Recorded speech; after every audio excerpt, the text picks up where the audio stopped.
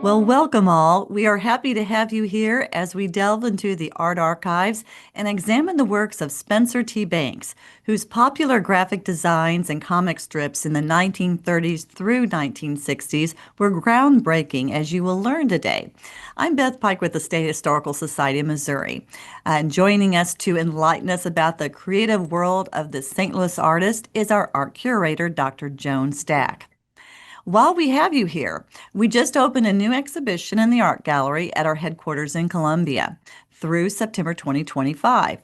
And we have a new name for the gallery to honor the generous donation from Bill Little, whose passion for Missouri communities will help us grow our art collection. New to the William Guitar Little Missouri Gallery of Art is an exhibition, Mail Carrier with a Camera, Photographs by Burford Royston, which features over 75 images, mostly taken in the 1950s, that chronicle the lives of rural Howard County, Missouri by their longtime mail carrier Burford Royston. His family donated about 1,000 photographs that he took along his mail route. There will also be a photo book coming out this summer published by the State Historical Society that Joan has been actively involved with in regards to the Royston photographs, and you'll find out details of the new book when it becomes available at our website, shsmo.org. Today's program is brought to you by the generous members and supporters of the State Historical Society of Missouri. We thank you for helping us collect, preserve, and share Missouri history. Now let's welcome Joan Stack. Well, thank you so much. Good morning. My name is Joan Stack, Curator of Art Collections at the State Historical Society of Missouri, and I am here to tell you a story, the story of Spencer T. Banks, unsung cartoonist and cultural leader in St. Louis. Now, until May 18th, those of you in Columbia can stop by Ellis Library and see an exhibition on Banks organized by the State Historical Society with the support of university libraries and the Black History Month Committee at MU. And here you see Spencer T. Banks in his naval uniform, our unsung Missouri artist who, after 3 years of research, I've come to know quite well. Now, Spencer Thornton Banks was once heralded as one of St. Louis's most popular artists, yet his name barely registers in modern discussions of the city's cultural history. In 1962, Chick Finney, an editor of the St. Louis Argus, lauded Banks's unique talent, business ability, and leadership style, underscoring his role in fostering African-American artistic innovation in St. Louis. Despite this recognition, during his lifetime, Banks' influence has faded from historical memory, an omission that obscures his profound contributions to St. Louis's Black art scene. And this study seeks to bring his legacy back into focus. With that said, I want to digress for a moment and give some love to those organizations and individuals that have recognized Banks in recent years, and those working, and all of this work has aided me in my study, including the Missouri Remembers Project, which includes Banks on its website, Aggie Toppins, professor at Washington University, who has done some recent work on Banks with her Design Incubation Project, St. Louis's George B. Vachon Museum of African American History, which houses a large collection of Banks's artwork, and finally, Washington University Library's Special Collections, which also includes a discussion of Banks on its website. Now, Spencer Banks embodied resilience, creativity, and community building in an era when systemic barriers often stifled Black artistic expression. As a pioneer of African American comics and founder of a Black-owned graphic design firm, Banks demonstrated that Black art could be both socially relevant and commercially successful. His work flourished when St. Louis's African American business district, the Ville, was a hub of enterprise and cultural strength, despite segregation's constraints. Through exhibitions, education, and art advocacy, Banks empowered fellow artists and broadened the reach of Black visual culture in St. Louis. Even his comic strips, Pokenia and Pookie, forged space for African American narratives and print media, ensuring that Black life was seen, celebrated, and shared. By examining Banks's career through a multidisciplinary lens, this study reveals his lasting contributions to art, community, identity, and the economic infrastructure of Black creativity in St. Louis.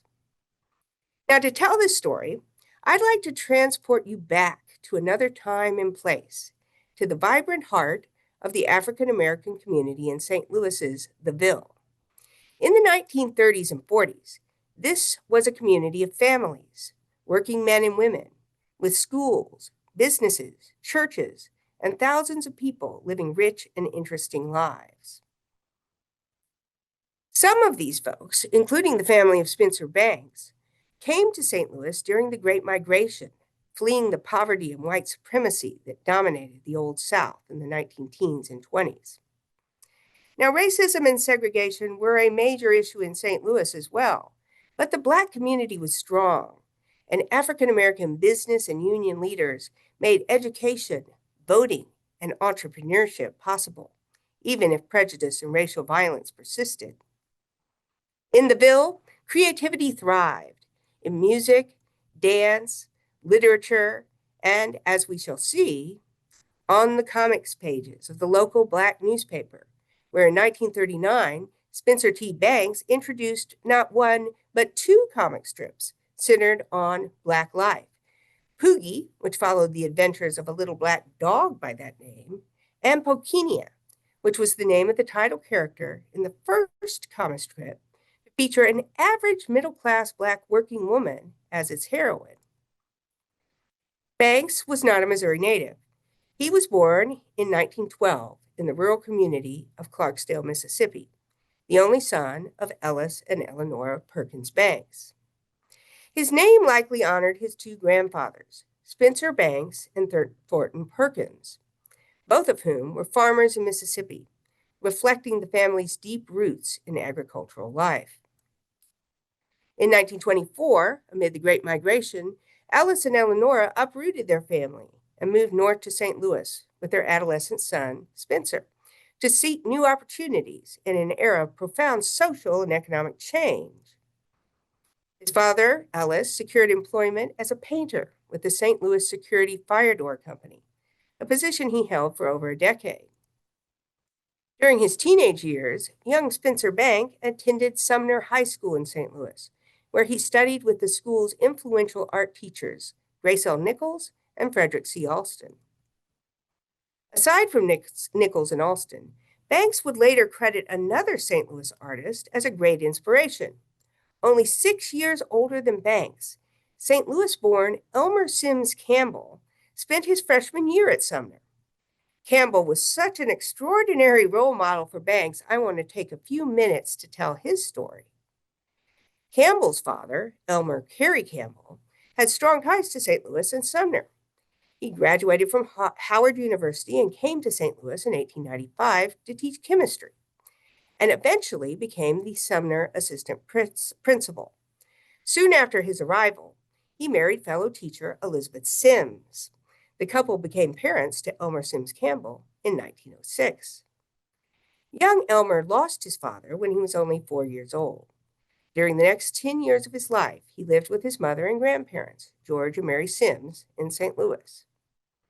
When Elmer was 14, his mother Elizabeth enrolled him in Chicago's Englewood Prep School, and he graduated in 1923.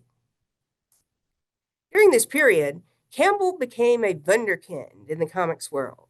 He won a national cartoonist contest at the age of 16, and here you see him and his prize-winning cartoon, published in The Crisis in 1922.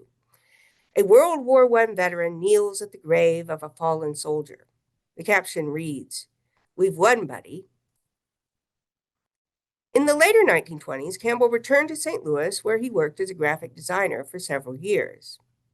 In around 1930, he moved to New York City and quickly found work. In 1931, he designed the NAACP's Christmas seal, an achievement celebrated on the front page of the St. Louis Argus on November 27th of that year. It is likely that Spencer Banks saw this story and or heard about it in his Sumner art classes. Campbell's first national magazine cover also debuted in 1931 with the Christmas issue of the humor magazine Judge. He shows a throng of adults looking at toys in a shop window. Behind them are two children who can't see over the crowd. Campbell got another big break when he became an artist for Esquire magazine, which debuted in 1933. And here's a cartoon from that first issue by Campbell. The caption reads, "You can at least take your hat off when talking to a lady." He even created the magazine's famed mascot, Esky, which is still used today, and he eventually became the magazine's art editor. In 1940, Campbell became even more successful when his panel cartoon Cuties was distributed nationwide by King Features to over 100 newspapers, including several in St. Louis. For young Black Missourians like Spencer Banks, who graduated from Sumner in 1932, it was likely inspiring to see Campbell, a 20-something African-American artist from St. Louis, become a national success. Like E. Sims Campbell, Spencer Banks was determined to find work as an artist after graduation. As these articles attest, he immediately found graphic design work. He joined local art clubs, did art for community groups, and displayed his work in the windows of Black businesses. In those years, Banks was a successful commercial artist. And here you see two original works by him from the SHSMO collections, both studies for commercial signs he created for St. Louis's pharmacies. Throughout the 1930s, Banks also regularly exhibited in the annual Urban League exhibit of Negro art, first at the St. Louis Public Library and later at the St. Louis Art Museum. He often won prizes for his work, and here Banks is shown amongst the Urban League winners of 1939 with his painting Saturday Night Jump Session, which unfortunately is almost impossible to see in this newspaper photo. Here is Banks's undated wash drawing, Farm in a Thunderstorm, and I think you get a glimpse of his fine art style, which is full of movement and energy. Notice the dramatic diagonal moving us back into space. Notice also the way Banks uses gestural lines to convey motion in the figures of the man and the dog running. We know exactly what they are doing, even though they are depicted with minimal strokes. Also, notice the agitated lines of the windswept trees at the left and right margins, and observe how he represents the pelting rain with a series of vigorous repeated diagonal lines, some light and some dark. Finally, note the way he suggests the billowing clouds of the angry sky, represented by curves and the lightning bolt. This might remind you of the energetic work of another Missouri artist working at this time, Thomas Hart Benton. What might Banks have accomplished if he had been able to go to New York during this period, to meet and perhaps work with E. Sims Campbell, and perhaps study at the Art Students League where Thomas Hart Benton was teaching young artists, among them the young Jackson Pollock? But Spencer Banks graduated from high school in 1932, at the height of the Great Depression. Census records indicate that he was still residing with his parents in 1940, suggesting he remained in their home throughout the 1930s. His experience as a graphic designer and sign painter helped him find steady work. Indeed, the census indicates that he worked 48 hours a week as a sign worker at Park's drugstore. It is likely that his aging parents relied on his income to make ends meet.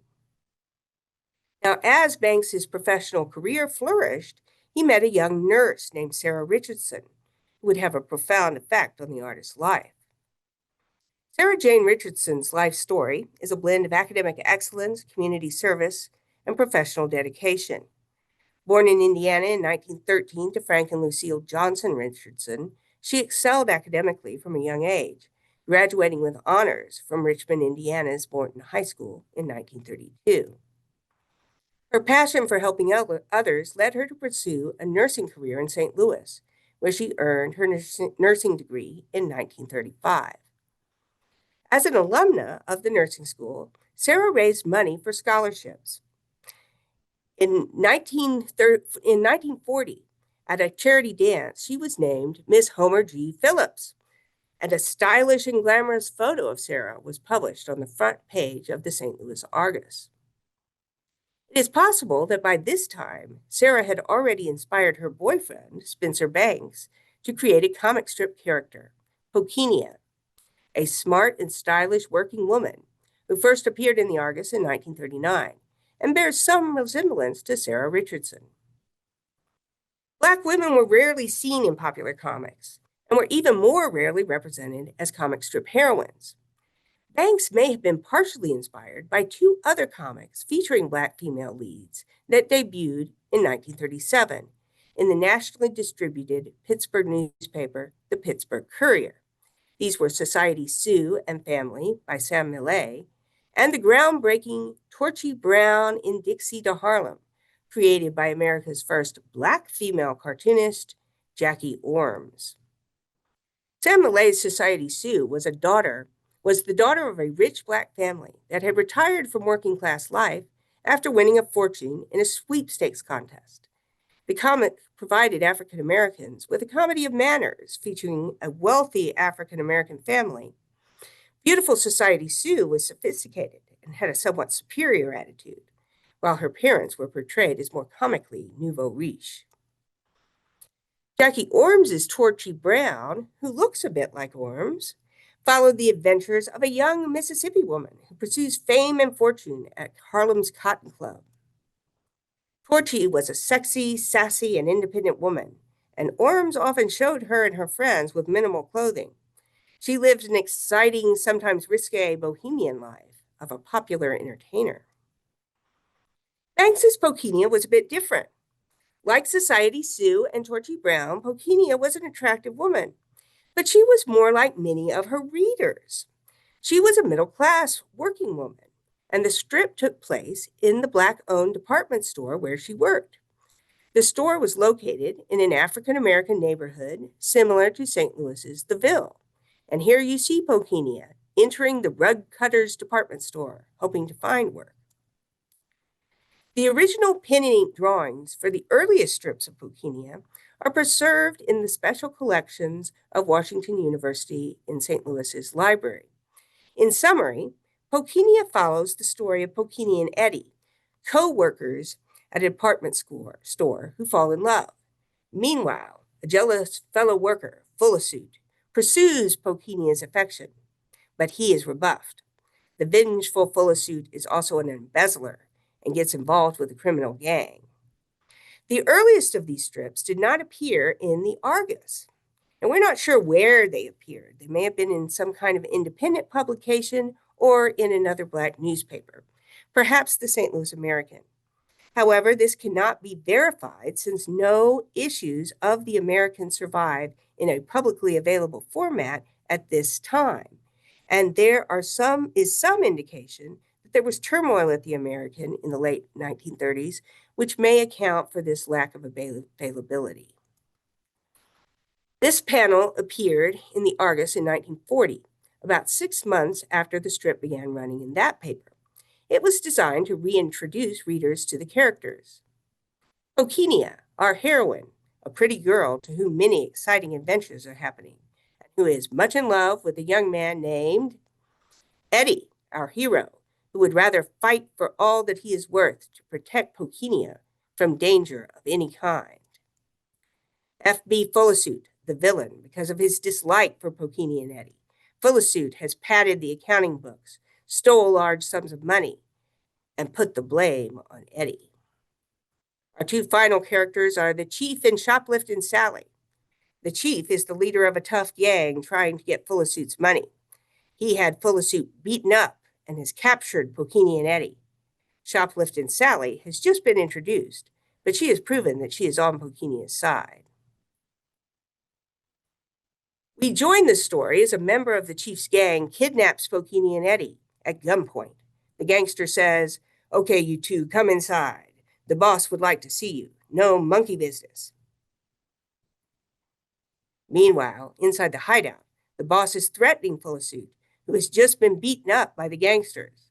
"Listen, smart guy, we want 50 grand and you get it quick." Full-a-Suit responds, "I can't get that much money." The boss says, "Cockroach, you will get it if you know what's good for you." And the gangster says, "Maybe you want to play with us again." The exhausted Full Suit accepts the threat, saying, "Okay, Chief." As Full Suit leaves, another gang member brings Pokenia and Eddie into the hideout, saying, "Boss, I found these two outside tuning into our program." The chief responds, "Slug, Pike the Canary, betcha she can sing." The strip ends with a cliffhanger. What fate will Pokenia and Eddie share? The next strip begins where we left off.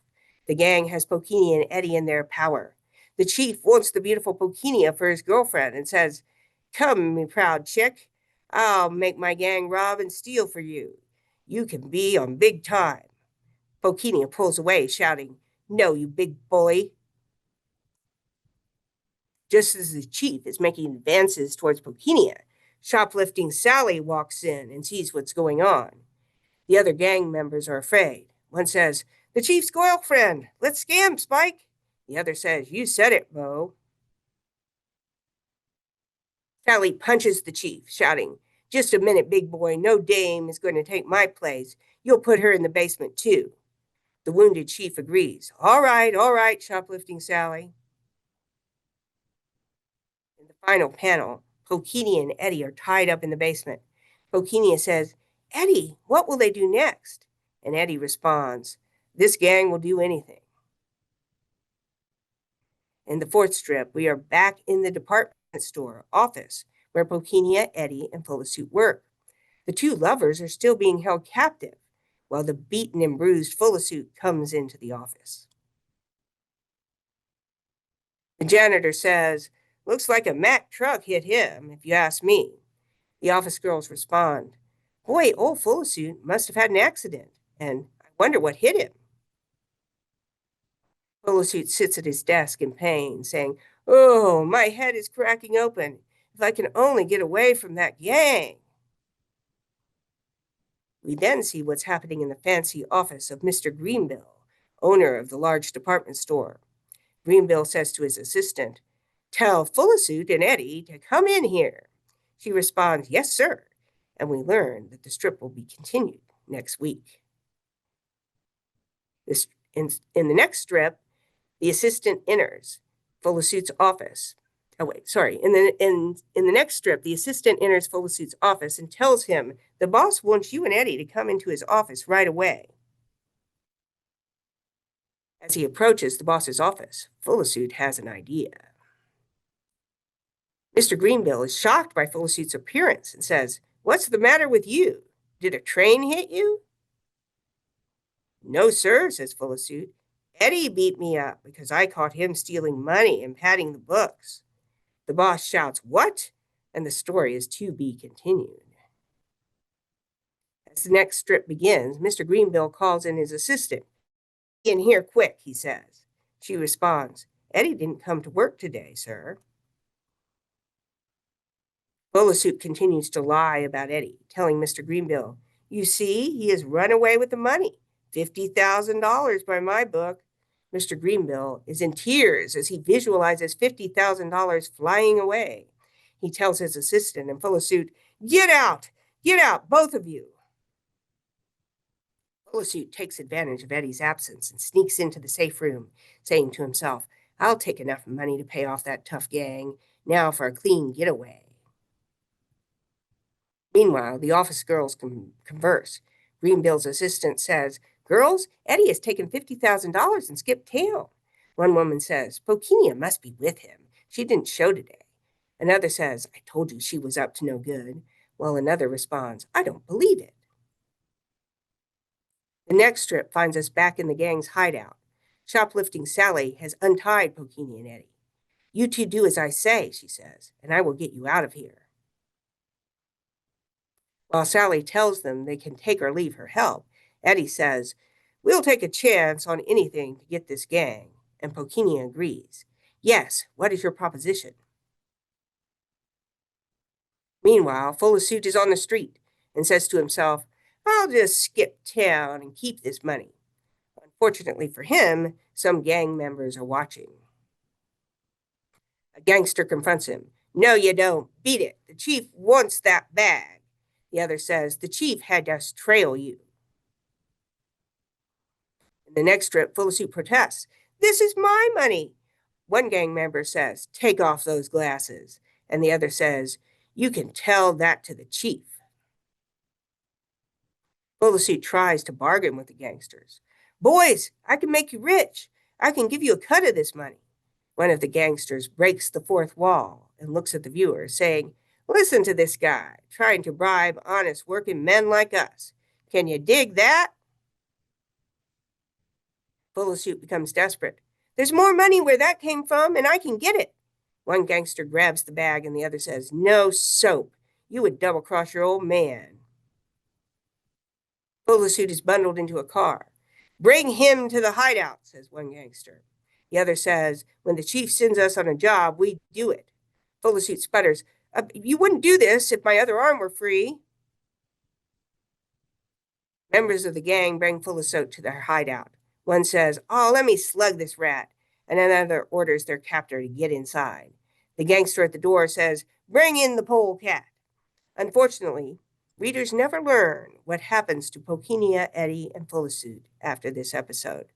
The Pokenia comic strip ended after one last unresolved episode on May 10th, 1940. Both Pokenia and Poogie appear to have been canceled for unknown reasons. Now, recently, there has been some recognition of the historical importance of Pokenia, including the strip being featured in SHSMO's recent Ellis Library exhibition. However, we should not overlook Banks's other cartoon, Poogie, which is equally groundbreaking in its own way. I've recently taken some time to study Poogie and find it fascinating in the way it uses the dog and stories structured like fables aimed at children to indirectly comment on racial and moral issues. I plan to return to Poogie later in this talk, but I would like to tell you a bit more about Banks's history first. The end of Pokenia and Poogie must have been a blow to Spencer Banks, but things were looking up for him on a personal level. In the spring of 1940, he got engaged to Sarah Richardson. The couple married in Sarah's hometown of Richmond, Indiana on July 7, 1940. On your left, you see the wedding portrait published in the St. Louis Argus. Spencer and Sarah returned to St. Louis later in July, where Sarah continued her nursing career and Spencer worked as an artist and graphic designer. Meanwhile, Spencer T. Banks was around for E. Sims Campbell's triumphant return to Sumner in April of 1942, and Banks likely met Campbell at this time. Campbell came into town in part because his work was appearing in the inaugural exhibition of the new St. Louis's People's Art Center, which opened in early 1942 and continued to exist through the 1960s. Shortly after Campbell's appearance in St. Louis, Spencer Banks left civilian life to serve as a seaman in the United States Naval Reserve from 1942 to 1946. Banks was stationed at the Naval Air Station just west of St. Louis at Lambert Field, seen here in aerial shots from the 1940s. During this time, he continued to be involved in the St. Louis art scene, participating in the annual Urban League art exhibitions and attending drawing sessions at the People's Art Center. This photograph from the People's Art Center collection at the St. Louis Art Museum appears to show Banks in his naval uniform, sketching a live model at the center in the early 1940s. In 1944, he displayed his artwork at a well-reviewed one-man show at the Art Center. His exhibition included 46 black and white sketches, color drawings, cartoons, and a portrait of Booker T. Washington. While stationed at Lambert Field, Banks also served as the art editor of the air station's in-house publication, The Navy Blues, and he developed a cartoon character called Joe Boot, a sailor who continually made mistakes and taught servicemen lessons by showing them what not to do. Here, in this drawing for a Joe Boot cartoon, Joe Boot shows sailors what not to do when he arrives for his newest assignment with his luggage, just as his fellow sailors are firing on the enemy. The caption reads, "Sir, reporting for sea duty as relief for Gunner McKinney." During the course of his naval service, Spencer Banks traveled to Alaska, Hawaii, and Japan. He worked with the Navy's Public Relations Department and is documented to have created at least one mural for the Navy at the Seattle, Washington Naval Station. After the war, Banks taught at the Washington Technical Veterans School before establishing his own business, the Veterans Sign and Art Shop, in 1948. He told a reporter that he opened this business to help fellow Black artists and veterans. Banks stated that before he started the shop, he saw many Black veterans that he had trained professionally unable to work in the trade and instead only find work, quote, as porters or in other menial capacities. So, Banks said, I decided to experiment with this business. By 1950, the shop had a prominent storefront on St. Louis's Eastern Avenue, now Martin Luther King Drive, in the Black business district known as the Ville. For over 20 years, Banks employed dozens of veterans and other Black artists at his shop. The operation also served as a vital resource for St. Louis businesses. It was during these important years of the Veterans Sign and Art Shop that St. Louis Argus editor Chick Finney called Spencer Banks one of the city's most popular artists. During these years, Banks regularly did charitable work at vocational seminars and job fairs, providing advice to students and other young artists interested in pursuing fine art careers. The early 1970s was when Banks was in his 60s. He closed the Veterans Sign Shop, and his public presence in the St. Louis art world slowly faded. It is unclear why he became less involved in the art scene during this period, but he all but disappears from news stories in the 1970s. Spencer T. Banks died in 1983 at the age of 70. His wife, Sarah Jane Banks, passed in 1999. The couple, who were together for over 40 years, are buried together in Jefferson Barracks National Cemetery in St. Louis. Now, before we go, as promised, I want to return to Poogie, a cartoon that I think reveals a great deal about Banks and his place in St. Louis history. As already mentioned, Poogie seems to have been Banks's cartoon for children, where Pokenia was for teens and young adults.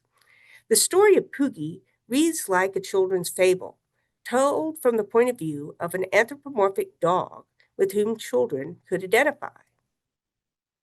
Now that we have learned something of the story of Banks's life, I'd like you to consider the coded social messages in the following story, which I will go through first and then present a short analysis afterwards. The story begins when Poogie encounters a pile of waste flour guarded by a white dog who attacks Poogie. Poogie tries to fight off the attacking dog. As the fight rages, we end with a cliffhanger. Will Poogie whip this powerful watchdog? In the next episode, Poogie matches his strength against the watchdogs, and the white dog bites down on Poogie's leg, and Poogie goes for the other dog's throat. As the white dog howls in pain, it lets go of Poogie's leg. Realizing he has won the fight, Poogie lets the watchdog go. In the next episode, Poogie whitens himself in the waste flour pile as he thinks about milk. He then leaves the pile in search of a fine home.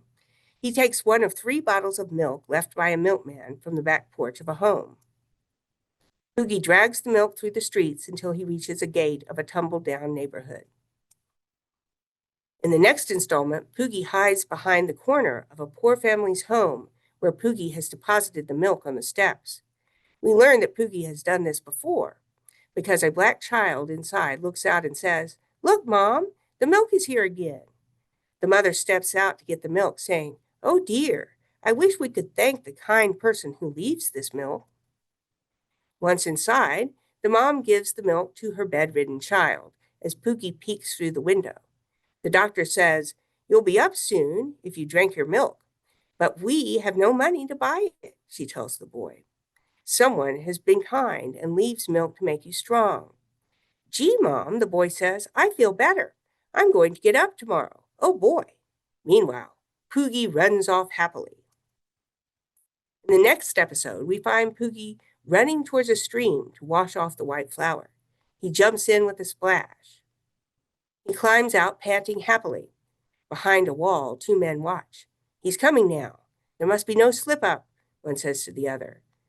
The panel ends with the words, "And with the dawn of day, Poogie comes home."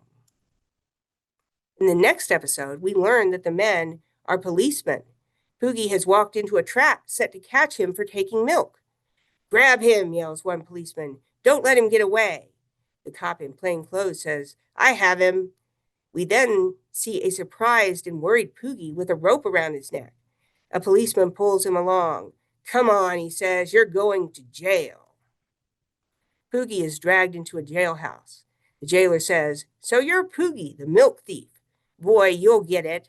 The panel ends with the words, "Poor Poogie is in the can. What'll happen next? See next week." In the following episode, the jailers take Poogie out of his cell. He is charged with taking milk, and his trial begins. Poogie's case is being heard by Judge Sindup. The prosecutor says, "Your Honor, let the prisoner take the stand."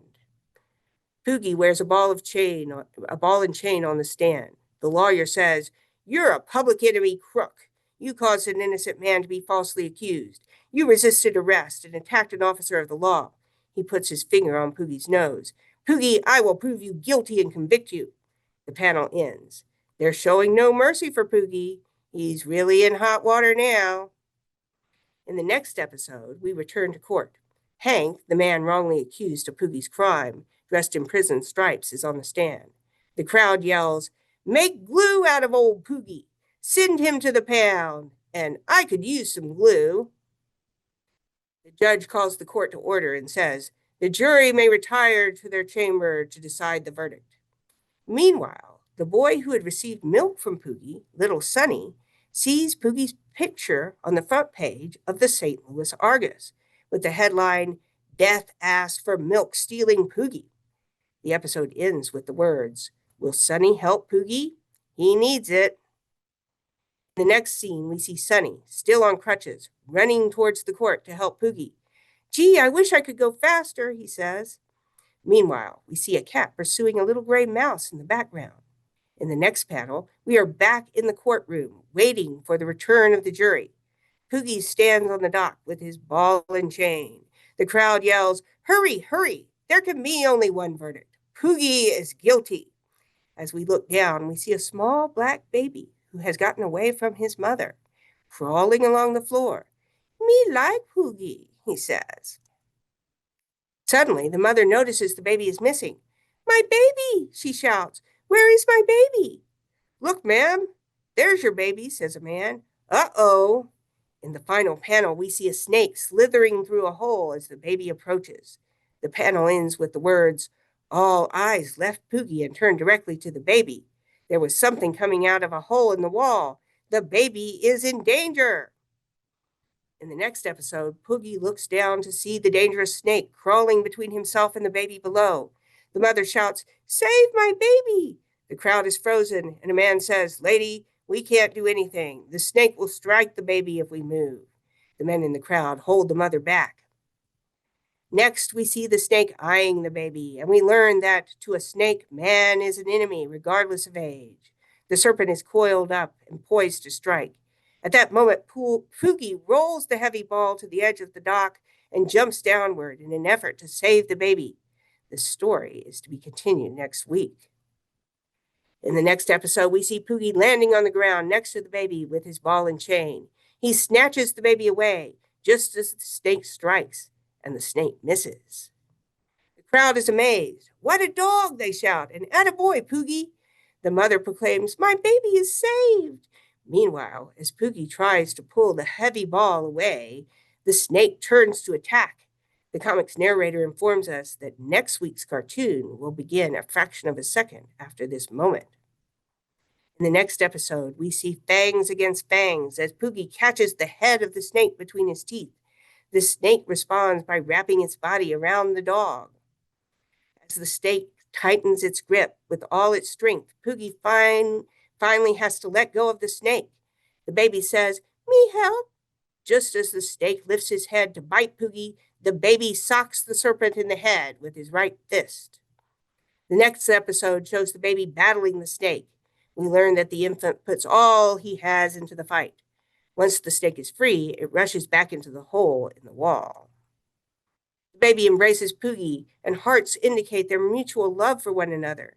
The mother rushes to the baby and lifts him up. "Oh, my baby is safe," she says. "Thank you, Poogie." The men in the crowd praise Poogie. "That baby hits like Joe Louis," one man says. Another remarks, "I've never seen anything like this before. That's a brave dog." After all is said and done, Poogie is back in court. The prosecutor says, "Your Honor, circumstances force me to ask that Poogie is acquitted." The judge says, "That shall be granted." A loud applause comes from the crowd as they shout, "Hooray, hooray, long live the judge." So, this adventure reads like a children's fable of redemption, told through the eyes of a cute dog with whom children can relate. Yet this story has unusual elements, such as Poogie disguising himself as a white dog and then washing away the white and turning black again, suggesting that the comic deals with more profound issues, metaphorically and indirectly. I want to suggest some visual and thematic connections between Poogie and Crazy Cat by George Harriman, long hailed as one of America's greatest cartoons. Harriman was a Creole of mixed race from Louisiana. He hid his tight curls under his hat and was generally accepted as white. Harriman's aesthetically and thematically innovative comic strip Crazy Cat ran from 1914 to 1944 in newspapers nationwide. The main characters in Crazy Cat are Crazy, a black cat who is in love with a white mouse named Ignatz. Ignatz does not love Crazy and often attacks the lovesick cat with a brick. Officer Pup is a white dog who admires Crazy, but the cat has no romantic feelings for him. Whenever Pup sees Ignatz attacking the cat, he adores with a brick, the dog throws the mouse in jail. Harriman reverses the traditional predatory dynamics of the dog, cat, and mouse relationship in this surreally comical love triangle. Spencer Banks was undoubtedly aware of Crazy Cat, which ran in various St. Louis newspapers during his time in the city. Crazy, Ignatz, and Officer Pup were also featured in films and marketed in popular cultural items such as toys and games. Poogie even resembles Crazy in some ways, and there are similarities in the two artists' energetic line work. Crazy Cat has been the object of a number of scholarly studies, and comics historians have noted that Harriman occasionally plays with the notion of color, disguise, and identity in his cartoons. In this strip from 1921, a can of white paint falls on Crazy Cat, who goes to a watering hole to wash it off. The cat's beloved white mouse, Ignatz, is by the watering hole, wishing a beautiful nymph would appear when he sees the white Crazy Cat and falls in love, only to see the black Crazy emerge from the water with the whiteness removed. This angers the mouse, and he hurls a brick at the cat. In another episode from 1935, Crazy goes to a beauty parlor and emerges with a lighter white complexion. Ignatz does not recognize Crazy and is in love. When the cat drops a handkerchief with her initials, KK, on it, Ignatz recognizes Crazy Cat and runs to get a brick. Now, I'd like to analyze Poogie much as scholars have analyzed Crazy Cat, as an allegory of racial conflict, self-doubt, and identity, of persecution and redemption. So let us look at our Poogie story again through that lens. Poogie, a black dog, begins his journey, but is confronted by a white dog guarding a pile of white flour. The dog and the flour can be seen as symbolic of whiteness in the dominant white culture. Poogie must do battle with this dog in order to move to the next stage of his journey.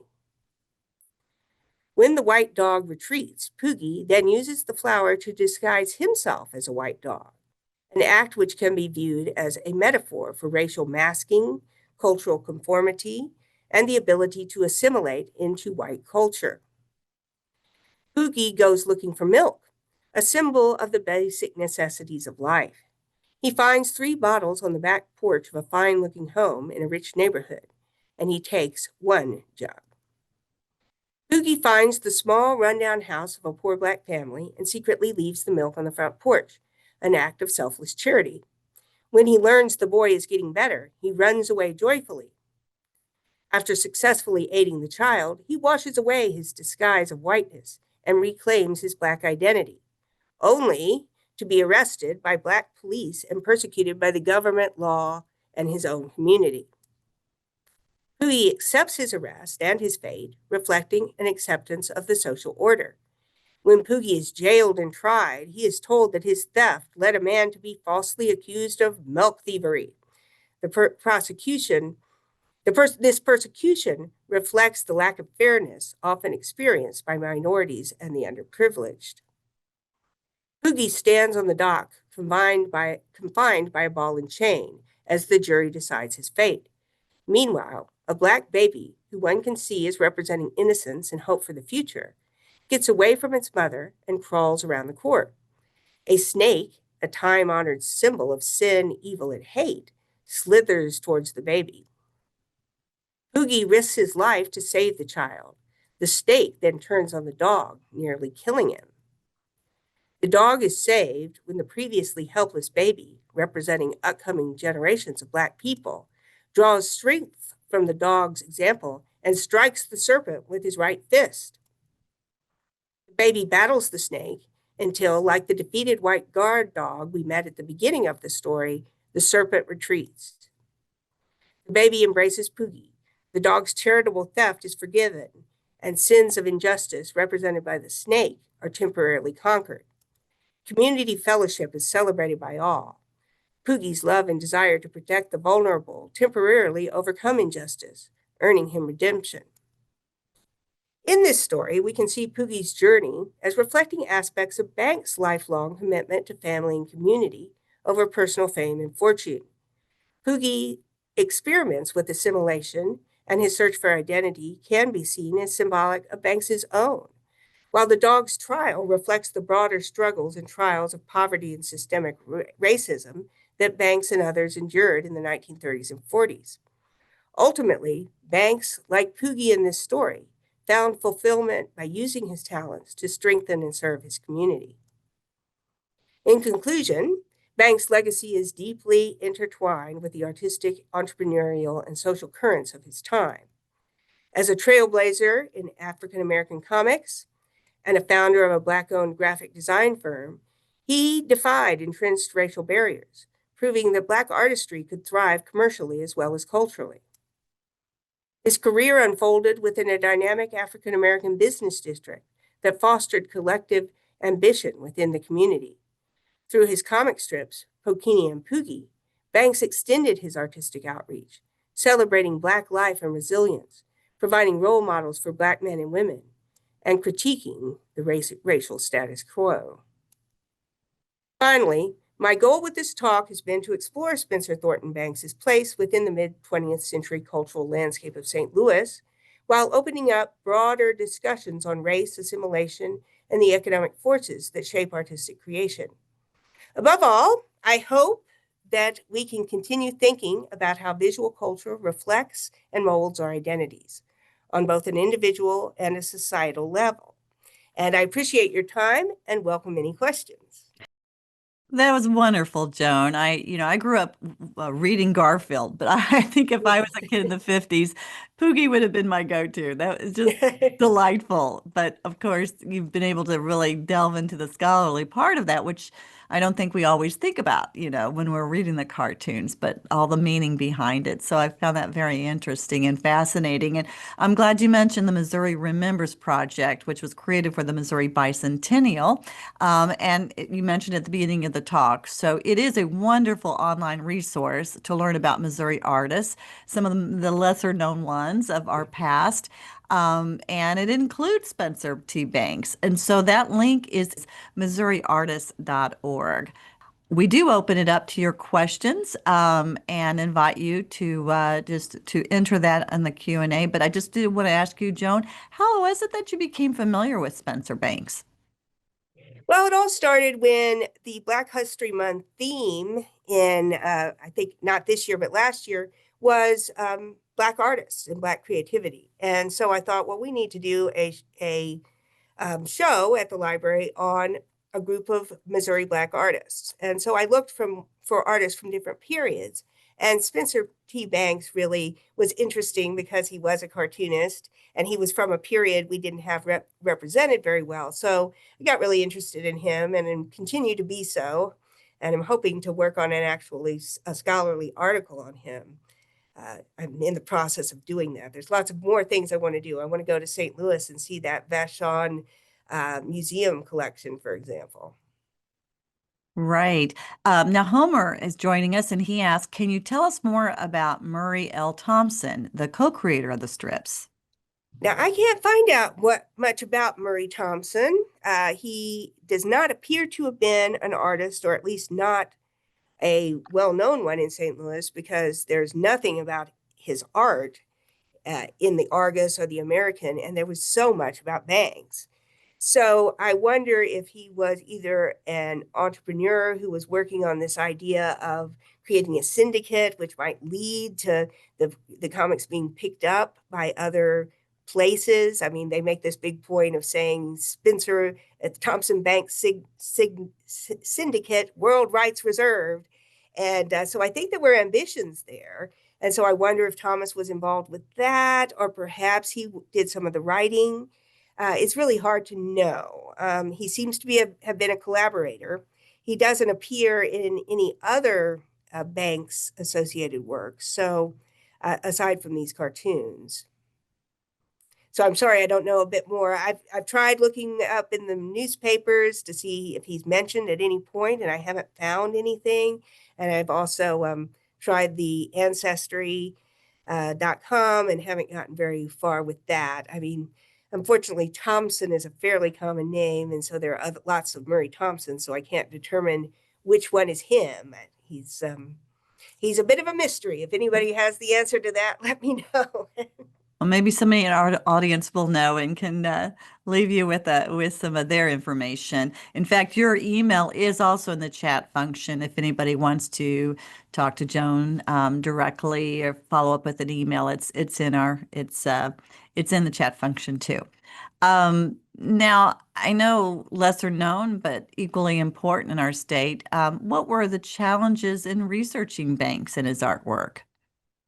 Well, just that very little has been done on him. I mentioned some of the few places where you can learn a bit about him, but I ended up doing a lot of research directly in those newspapers.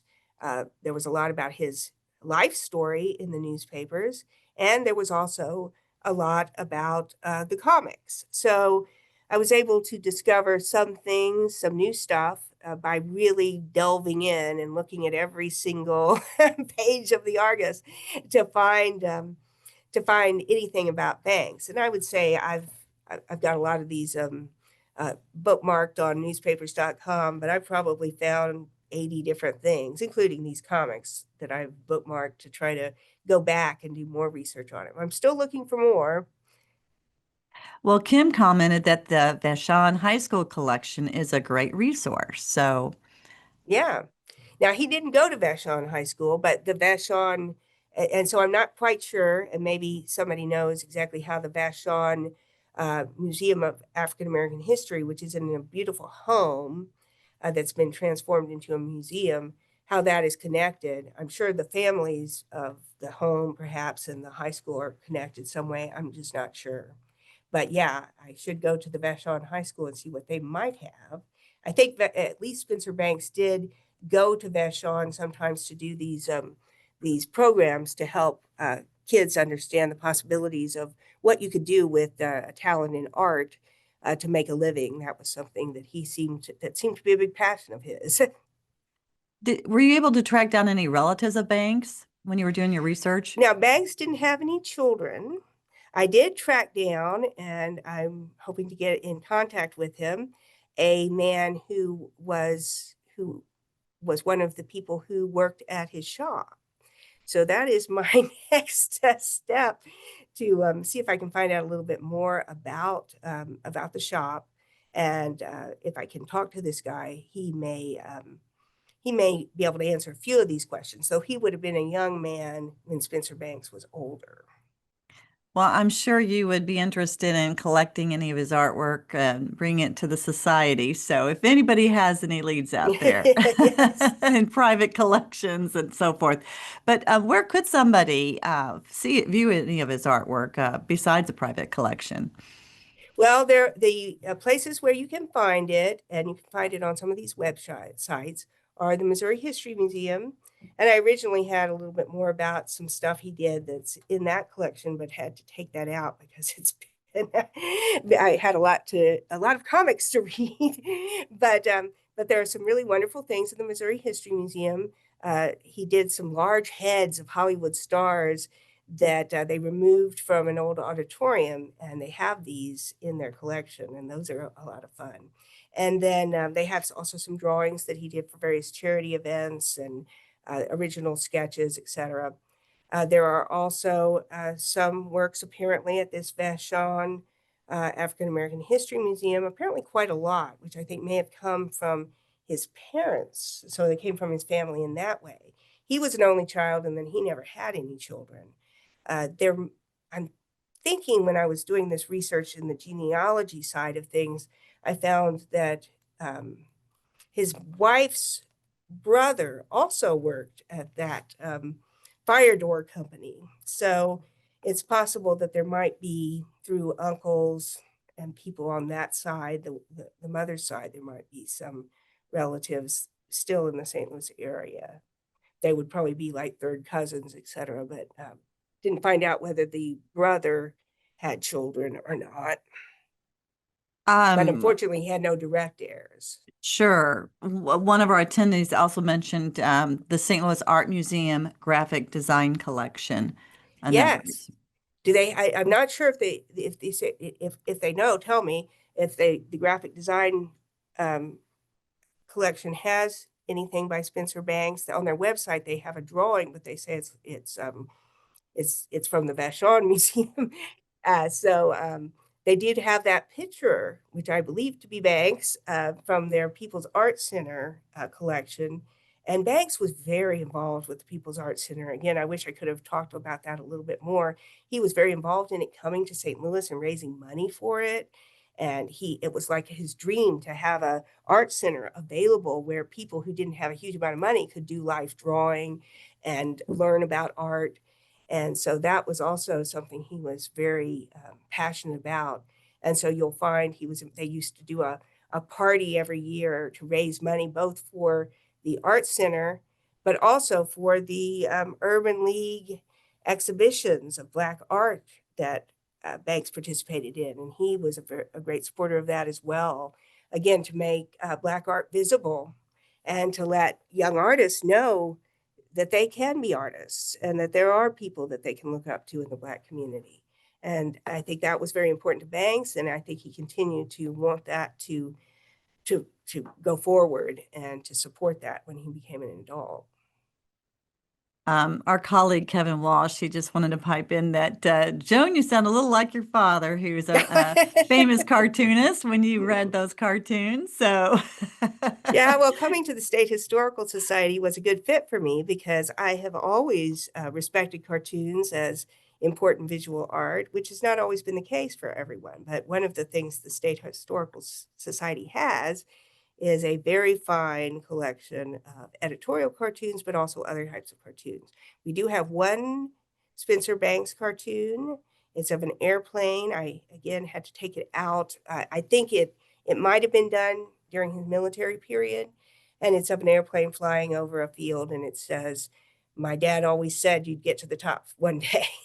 And so we have a cartoon by Banks in that collection, and we also have we just recently got a cartoon by E. Sims Campbell. So we're wanting to diversify that collection a little bit with some Black artists. And so I'm really pleased that we have those two fairly new acquisitions. well, that's all wonderful. And we are really out of time right now. So we thank you for joining us and for your questions. Today's programs will be posted on our Videos on Demand page in the next week or so. There you'll find all our videos and webinars from past years. And if you're in Columbia, we always invite you to visit the William Guitar Little Missouri Gallery of Art. Joan is often there, as well as Kevin Walsh, who joined us. We do invite you because we have rotating exhibitions in the art gallery and also on our second floor corridor in our building, which currently features a selected material from the congressional records of Senators John Danforth and Thomas Eagleton of Missouri. Thank you.